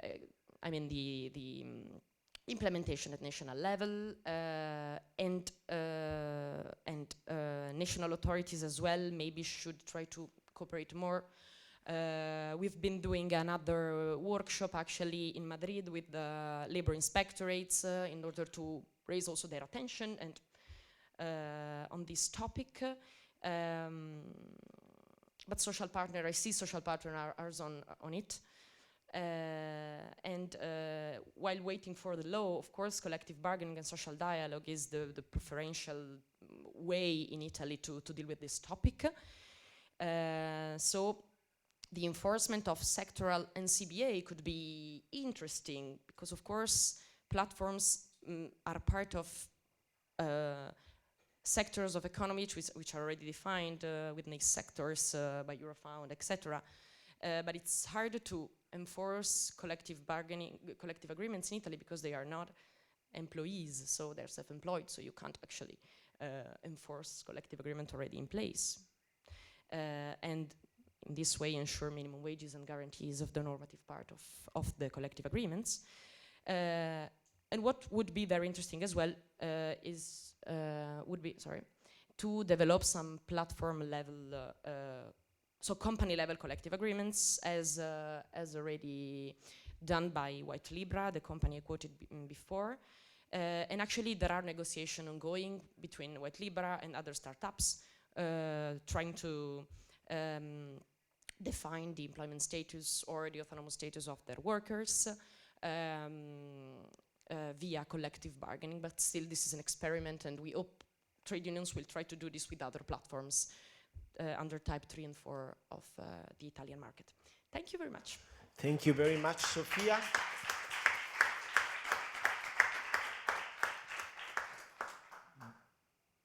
Before leaving the floor to Direttore Generale De Camillis, I don't know if my colleague, that is an expert of the matter, Professor Esposito, wants to join for the debate for some. We respect your invitation. Yeah, okay. If you like, just a few minutes. Really only to respect the kind invitation. Non voglio rischiare di anticipare le conclusioni del dottor De Camillis, quindi diciamo, mi astengo assolutamente da fare un resumen delle cose che ho ascoltato prima diciamo, dagli esperti dei paesi coinvolti nella ricerca. Però per fortuna, avendo qualche opinione in merito al tema, posso però dire che secondo me, posso fare i complimenti per la ricerca, ecco, un primo modo per, diciamo così, essere accogliente e, diciamo, oltre a ringraziarvi per questo intervento, ma diciamo, in questo intervento posso ben congratularmi per la ricerca, perché secondo me tutti i topics fondamentali del tema sono stati messi a fuoco, e devo dire ho trovato veramente interessante, mi dispiace che ho perso la Spagna, però in qualche modo recupererò, chiedendo insomma al delegato di Commissione Obrera di diciamo, darmi i dati essenziali di quello che mi sono perso. Però ho trovato molto ricco lo sviluppo delle riflessioni che ci riportano a quelli che sono i temi giuridici, anch'io sono un giuslavorista, fondamentali. Un primo è che secondo me il tema impone di guardare alla relazione lavorativa però valorizzando massimamente il versante del datore di lavoro, dell'Arbeitgeber, cioè questo modo di lavorare, la presenza diciamo intermediaria, di intermediazione delle piattaforme impone di rivedere non solo ovviamente la qualificazione dal versante del lavoratore, quanto piuttosto, secondo me, di definire con esattezza i contorni della nuova figura datoriale, cioè dell'employer, cioè di colui che utilizza, sfrutta, acquisisce il risultato finale. Secondo me su questo siamo ancora molto timidi, anche nella proposta di direttiva. L'enfasi è ancora sul versante classico, se mi consentite, della prospettazione, della ricostruzione giuridica della relazione lavorativa. Qui invece si pone un tema sull'identità delle piattaforme digitali, sull'essenza dell'identità delle piattaforme digitali come datori di lavoro oppure no, ma comunque, per quel che è certo, come facilitatori dell'incontro di vari interessi. Era molto interessante il modello polacco degli influencer che sono in comunicazione con gli agenti di pubblicità e allo stesso tempo quindi che sono un canale di comunicazione più ampio tra clienti, pubblicità e appunto influencer. È un modello davvero interessante, mi ha colpito, ho preso diversi appunti, perché secondo me è chiaro che le piattaforme rappresentano prima di ogni cosa un nuovo modo di fare impresa, quindi una nuova forma di impresa e quindi una nuova forma di datore di lavoro alla quale noi dobbiamo interessarci per non far calare dall'alto modelli di protezione e tutela che potrebbero non cogliere l'essenza, la funzione di questi soggetti. Quindi un primo aspetto è questo. Ne deriva un secondo, e vi saluto e torno a ringraziare per questa opportunità. Il secondo riguarda esattamente lo sviluppo delle relazioni sindacali. E cioè, io sono molto d'accordo con quelli che ripudiano la formula semplificante della crisi di rappresentanza delle organizzazioni sindacali, no? Cioè della crisi delle organizzazioni sindacali. Io sono assolutamente in disaccordo, perché non c'è una vera crisi della rappresentanza sindacale sul versante dei lavoratori, e lo dimostra la vicenda del delivery in Italia. Cioè, alla fine c'è stata anzi una grande comunicazione e cooperazione fra nuovi soggetti sindacali, un po' la situazione che descriveva la collega per la Francia, no? Quindi questo intreccio tra una sindacalizzazione che parte dal basso e invece un collante importante che solo la struttura confederale può dare. Secondo me quindi il tema non è quello, il tema è quello della rappresentatività, della capacità di rappresentare gli interessi di questi nuovi soggetti imprenditoriali sul versante della unione dei datori di lavoro, cioè della rappresentanza dei datori di lavoro. È un tema, diciamo, che secondo me e adesso provoco il dottor De Camillis, non lui personalmente ovviamente, ma l'istituzione che in qualche modo anche rappresenta. Questo è un aspetto che, quando è stata portata la critica all'accordo Asso Delivery UGL, che è un accordo che potremmo definire tra gli specifici, però da un soggetto di dubbia rappresentatività sul versante dei lavoratori, ma di altrettanto dubbia identità sul versante datoriale, Asso Delivery e Asso Delivery. Secondo me, ecco, quella vicenda ci dà uno spunto per lanciare, si dice in senso figurato, il cuore oltre l'ostacolo, no? Quando si fa un grande sforzo di ricomposizione. Cioè, secondo me, lì il sindacato, come poi ha fatto, non solo doveva semplicemente, come ha fatto, riproporre un modello molto più protettivo e molto più sicuro, ma forse avrebbe dovuto anche imporsi ad Asso Delivery come soggetto, come interlocutore. Secondo me quella era una strada importante. Si è scelta una strada, diciamo, più collaterale, però, diciamo, l'aggressione, in senso ovviamente non fisico, ma in senso meramente di conflitto, ad Asso Delivery era un passaggio che secondo me poteva essere intrapreso, poteva essere affrontato. Vi ringrazio e ringrazio tutti gli organizzatori di questa bellissima mattinata. Grazie, ringrazio il professor Esposito. We have still time for some questions, or if someone would like to take the floor to share some ideas, some minutes. Okay, otherwise I will ask Romolo De Camillis to take. Someone would like to take the floor for something? No, it's okay. Prego, Romolo. Thank you, Michele. I prefer to speak Italian if it's possible. I take this opportunity. Intanto grazie per questo invito e non mi dilungo sul fatto che la ricerca è evidentemente molto interessante e molto articolata. Ho trovato anche molto interessante e molto inclusivo ascoltare le presentazioni di singoli paesi che ci hanno dato uno spaccato estremamente interessante. Poi è evidente che su questo tema fare le conclusioni non è possibile, perché abbiamo visto che è un argomento assolutamente aperto e in continua evoluzione. Però mi sono appuntato un po' di parole chiave che sono emerse dalla presentazione e provo a dare qualche mio punto di vista.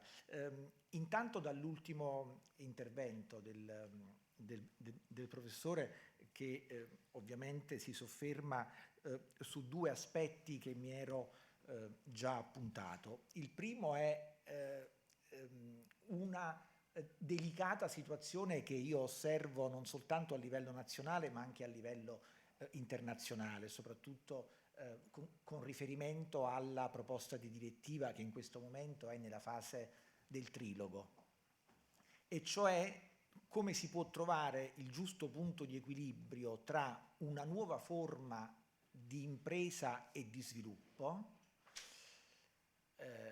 che evidentemente si impone nel nostro contesto produttivo, nel nostro contesto sociale, e le tradizionali forme di tutela dei lavoratori più o meno dipendenti, più o meno autonomi. Si è parlato stamattina di freelance, no?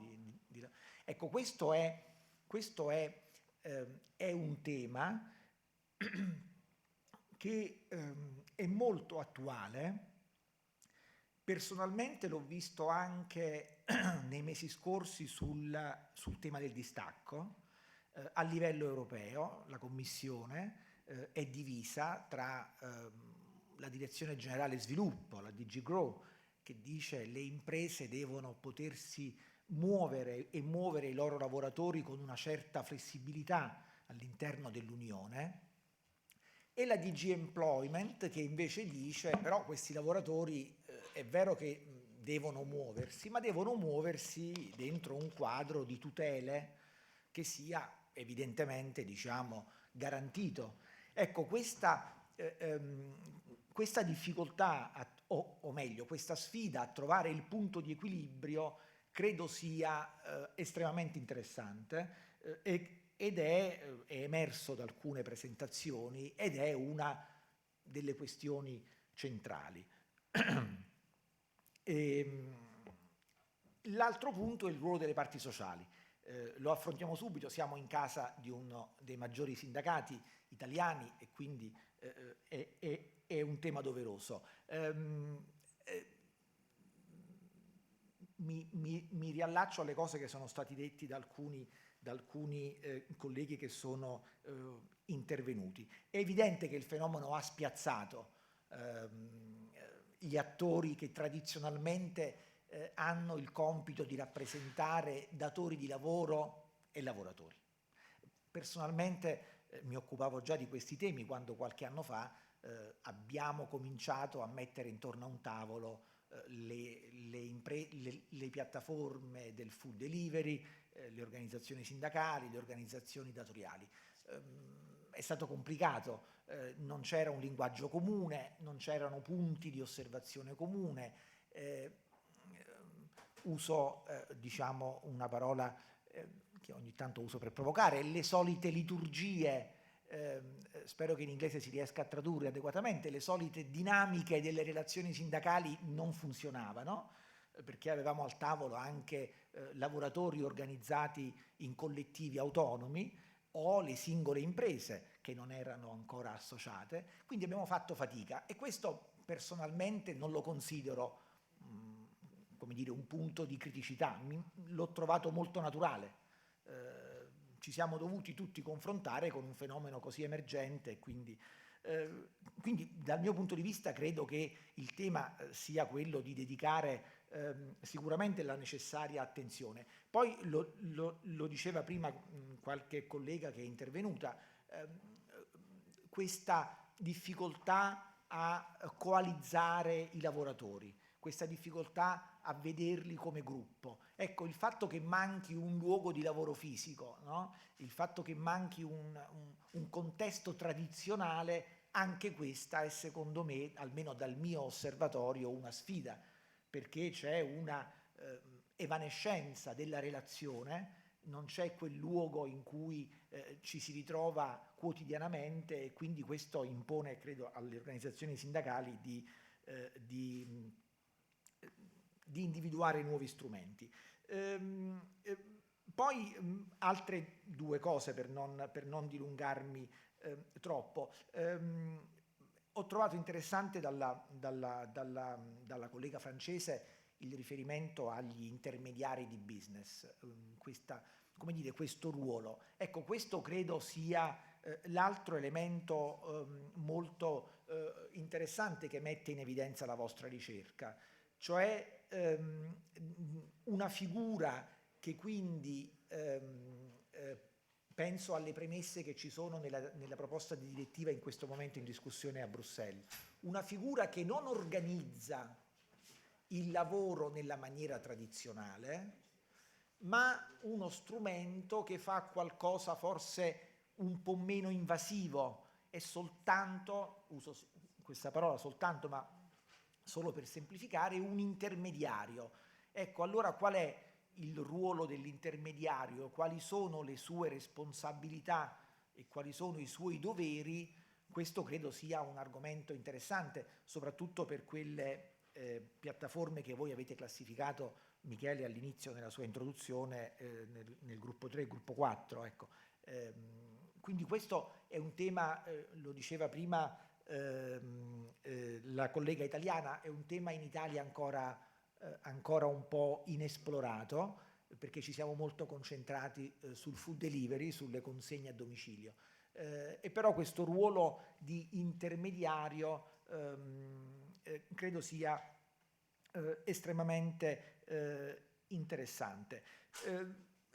L'altro tema che trovo interessante, e anche questo avrà il suo rilievo, è, lo ha accennato qualcuno, il rischio che si possa in qualche modo alimentare un lavoro povero, cioè che ci possano essere compensi o retribuzioni alle volte un po' tendenti al ribasso rispetto alle dinamiche tradizionali. Qualcuno di voi ha fatto accenno a questo. Ecco, questo credo è un tema interessante, sicuramente un elemento da tenere in considerazione, perché anche questo forse rischia di sfuggire alle regole tradizionali alle quali siamo abituati, e quindi merita di essere osservato e studiato.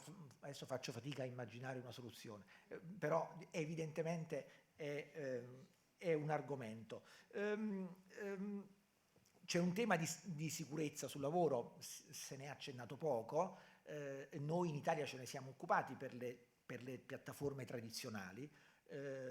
Anche questo era all'inizio rimasto un po' in un angolo, travolti dalle tante novità. L'algoritmo e la sua invasività è più affascinante come argomento, però c'è un tema di salute e sicurezza di questi lavoratori e di queste lavoratrici che in alcuni settori è ugualmente importante. Poi c'è un altro aspetto che ci interessa, perché in Italia abbiamo, come dire, un tema di lavoro irregolare abbastanza significativo. Ecco, qualcuno prima diceva la piattaforma può essere un modo per ridurre in alcuni settori il lavoro in nero, il lavoro irregolare. Questo credo sia un tema, anche questo estremamente importante. Dobbiamo capire qual è anche qui il giusto punto di equilibrio. Qualcuno diceva donne straniere che possono trovare alcuni tipi di occupazione, penso forse al lavoro di cura, al lavoro domestico, sono canali di accesso, ecco, a condizione che non siano condizioni di lavoro eccessivamente sotto la media, perché questo può diventare un rischio. Dietro il paravento della piattaforma appunto potremmo avere di nuovo un lavoro sì regolare o meglio trasparente ma povero, e quindi questo credo sia un tema da tenere sotto osservazione. Concludo con la direttiva, è stata ripresa da Tiziana e anche da qualche intervento. In questo momento il testo è un testo che ha raggiunto un delicato compromesso tra paesi inizialmente più ambiziosi e paesi invece più prudenti. In questo momento è appena iniziata la fase del trilogo, quindi si stanno esaminando le proposte del Parlamento europeo, che in qualche aspetto vorrebbe ritornare ad un testo più ambizioso. I temi all'ordine del giorno sono due. Uno è ancora una volta il tema dell'algoritmo e di quanto può essere eccessivamente invasivo, e l'altro è quello di quella presunzione di subordinazione. Non mi esprimo su questo perché i lavori sono appena cominciati. Noi come Italia siamo orientati, come dire, a sostenere evidentemente la direttiva perché rappresenta un punto avanzato. A mio avviso, lo si diceva prima, la direttiva probabilmente non si occupa anche delle piattaforme che la ricerca ha analizzato, è partita da quelle piattaforme che tradizionalmente organizzano il lavoro, e quindi probabilmente, così come è successo per il distacco, verosimilmente anche questo tema a livello europeo troverà una seconda fase di adeguamento. Io non aggiungo altro, vi ringrazio molto dell'invito e ancora complimenti per la ricerca, ai ricercatori e al gruppo di ricerca. Grazie Michela.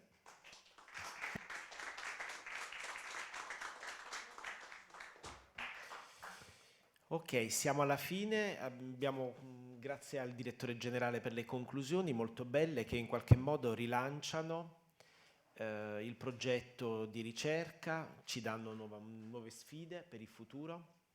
Io non so se la padrona di casa vuole fare così un saluto finale e poi chiudiamo. Sì, ma proprio veramente una brevissima considerazione dopo questa giornata che è stata davvero interessante, e per noi, almeno sicuramente per me, ma insomma per il gruppo con cui lavoro, anche molto importante dal punto di vista della conoscenza, no? Quanto è importante scambiarci le nostre esperienze. E dicevo al professor Faioli, questa era l'ultima tappa di un lungo percorso, siamo stati un po' innovatori inizialmente, no? Nel prendere in esame questo tema, e oggi ci rendiamo conto quanto invece questo sia un tema stia diventando un tema dominante. Concordo con il dottor De Camillis quando lui ci dice spesso una cosa che anch'io uso: trovare i famosi punti di equilibrio in un sistema complesso, e che spetterà a noi. E dicevo al professor Faioli, e qui chiudo, noi concludiamo oggi un lavoro che ha posto le basi paradossalmente per iniziare un lavoro. Cioè, noi oggi abbiamo acquisito dati, conoscenze e anche un lavoro comune che stiamo svolgendo in Europa con la direttiva, però tutti siamo consapevoli, per l'esperienza dei nostri singoli paesi e per quello che abbiamo ascoltato, che è un lavoro proprio iniziale che noi stiamo facendo, e che molte sono le incognite anche per noi stessi, cioè per capire quale deve essere effettivamente il nostro ruolo e con quale delicatezza dobbiamo intervenire in un mondo che conosciamo fatto esattamente in un modo diverso. Siamo tutti sindacati che svolgono il proprio ruolo di rappresentanza con modalità abbastanza simili, no? E questo mondo delle piattaforme sta spiazzando un po' tutti, perché la relazione è difficile, perché è un mondo che si fa mettere difficilmente in relazione. L'esperienza che ci dava il dottor De Camillis dei riders, i primi incontri al Ministero del Lavoro, con anche sigle sindacali diverse da quelle tradizionali, ma che noi abbiamo voluto assolutamente al tavolo, perché erano proprio quelle lavoratrici e quei lavoratori che noi dovevamo imparare a conoscere, peraltro. È stata una modalità nuova per noi di relazione, molto, molto complicata, ma che ci ha dato anche qualche strumento in più di lettura del fenomeno. Non che noi, come diceva la collega Sofia prima, abbiamo trovato poi la quadra, diciamo, una soluzione positiva, se non per alcuni ambiti. Quindi ecco, io non so, sarebbe davvero interessante, non so come, ma questa è una palla che rimanda al professor alla signora Brodolini e anche al professor Faioli, fare in modo che questo lavoro che noi abbiamo fatto sia un patrimonio che ci aiuti, ci continui a tenere insieme per aiutarci reciprocamente a trovare quei famosi punti di equilibrio in un sistema che richiederà, secondo me, ancora molto tempo. Intanto aspettiamo la direttiva e lavoriamo sulla direttiva, che forse sarà un momento interessante, insomma, di sostegno, ma da lì il lavoro è complicato, insomma. Voi come noi ci troviamo di fronte a volte alla richiesta di aiuto di alcuni gruppi di lavoratori delle piattaforme, che sono lavoratori autonomi poi del resto, e però vorrebbero anche trovare costruire un quadro di tutele per loro stessi, per cui anche in quel mondo si sta muovendo una sorta di aggregazione e di richiesta, no? di aiuto. E quindi io spero, insomma, che questo patrimonio che abbiamo creato con questa ricerca non rimanga lì fermo, ma che possa trovare dei punti di approfondimento successivo, insomma, di lavoro comune successivo, di scambio successivo, perché ci aiuterebbe tantissimo, insomma. Io penso sempre che più siamo e più forti siamo, soprattutto nell'affrontare questioni molto delicate, e anche che mette in discussione il nostro ruolo di fare sindacato in un mondo che per noi è completamente diverso dalla tradizionale rappresentanza nel luogo di lavoro, nell'impresa, insomma, in un qualsiasi posto di lavoro, nel luogo fisico, insomma, dove si raccolgono le lavoratrici e i lavoratori. Ecco, mi fermo, se no sono troppo lunga, e quindi ringrazio davvero tutti, perché è stata davvero un'esperienza interessante ed è stato un lavoro importantissimo che noi abbiamo fatto. Grazie Tiziana. Un saluto e grazie a tutti. Grazie alla Fondazione, ai colleghi di tutta Europa, al dottor De Camillis, al professor Esposito. Grazie.